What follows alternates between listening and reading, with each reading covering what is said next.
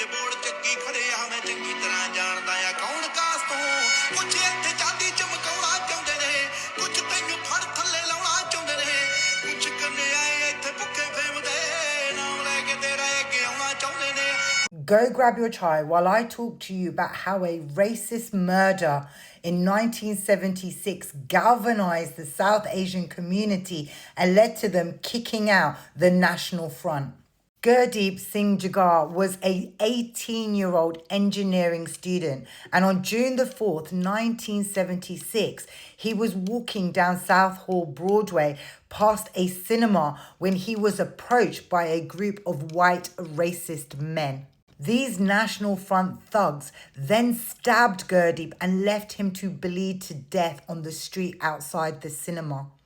When his body was discovered and passers-by asked what happened, a policeman replied, "It was just an Asian." And Jim Sewell, who was the chief superintendent at the time, refused to accept that it was a racist attack and called any such talk nonsense. And wait till you hear what John Kingsley Reid said. Who's John Kingsley Reid, I hear you ask? He was one of the leaders of the National Front. Yes, the same group that Nick Griffin used to belong to before he formed the BNP. Yes, he turned around and said, "One down, a million to go." So they celebrated murdering this young Sikh student. The murder of Gurdip Singh, the way that it was treated by the police, the celebration and lauding by the National Front changed something in the South Asian community. The elders had a mindset of just keep your head down, mind your business, don't rock the boat. They will attack us. We've got to keep ourselves safe. Just be quiet and just ignore it.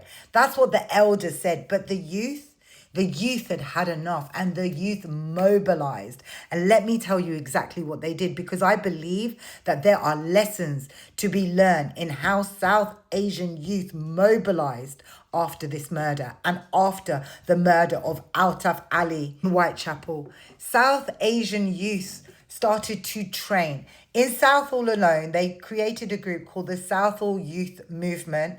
They also created the Monitoring Project. There were several groups like this formed across the UK, and they worked together. So if something happened in Southall, everybody went to Southall. If something happened in East London, everybody went to East London. If something happened up north, everybody mobilised up north. Young men were training. They were going to the gyms. They were going and learning boxing. My father was part of this group. Him and his friends were training every minute of the day. And as soon as a call out was made to go somewhere, they went.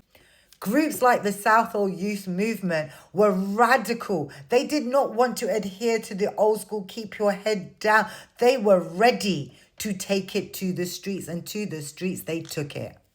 2 men were charged with Gurdip's murder, but they only received a light sentence of 4 years.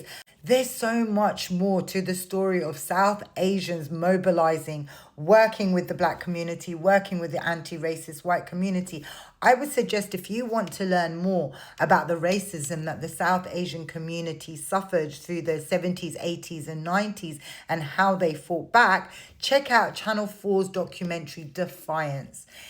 It affected me in ways I can't even describe. On one side, I cried and I mourned and I grieved for what my elders went through. But on the other side, I felt immense pride at the way they worked together to protect the community and to kick the racists out.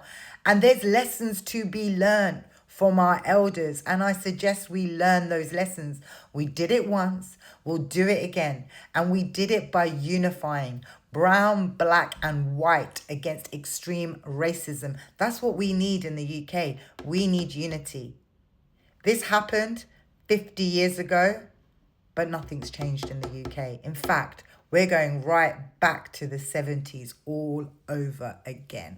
I feel there's a need to talk more about the history of racism in the UK, talk about the South Asian and the black communities, what we went through. I feel there's a need to remind people in this country that this new immersion of the far right is actually nothing new.